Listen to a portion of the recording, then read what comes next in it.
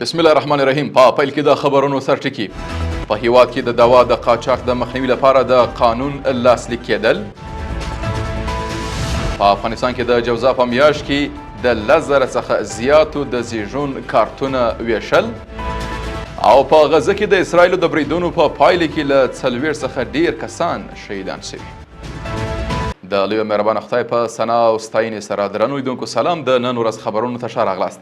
نن سې شنبه د 1404 کال د چنګاش 3مه نیټه ده. زه محمد صادق فروتن یم. د هم بشپړ خبرونه. د عامه روغتیا وزیر مولوي نور جلال جلالي نن په یوه خبري کنفرانس کې ویلي چې د درملو، طبي محصولاتو او خوراکي توکو د قاچاق مخنیوي قانون توشیح شوی دی. د عامه روغتیا وزیر ویلي د هیواد بازارونو ته پر یو شمیر قاچاقي لارو طبي محصولات او درمل واردېږي چې د کیفیت او خوندیتوب په برخه کې د ډاډ وړ نه دي. ښاغلي جلالي زیاته کړې دا قانون د درملو او طبي محصولاتو د قاچاق مخنیوي لپاره توشیح شوی چې په پلي کولو سره به یې ګڼې لاسته راوړنې ولرو. د احصایې او معلوماتو ملي اداره وایي چې د روان مریض کال په غبرګولي میاشت کې 10,209 هیوادوالو ته د زیږون کارتونه ویشل شوي دي.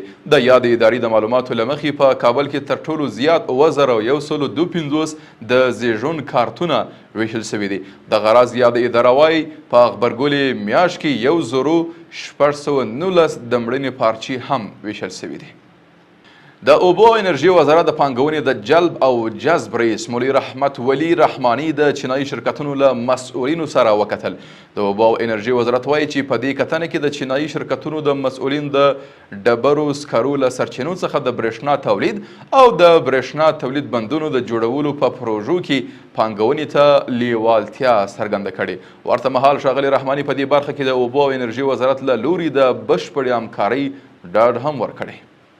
او په پای کې د غزې څخه روغتیايي سرچینو راپور ورکړی چې تېره ورځ د غزې په تړانګه کې د صهیونیستي رژیم د بریدونو پر مهال لږ تر لږه د 40 فلسطینیان په شهادت رسول شوي او لسګونه نور ټپیان شوي دي. د قربانیانو له ډلې 10 فلسطینیان د بشري مرستو د ویش په مرکزونو کې هغه مهال شهیدان شوي چې د مرستو ترلاسه کولو لپاره په تمه وه.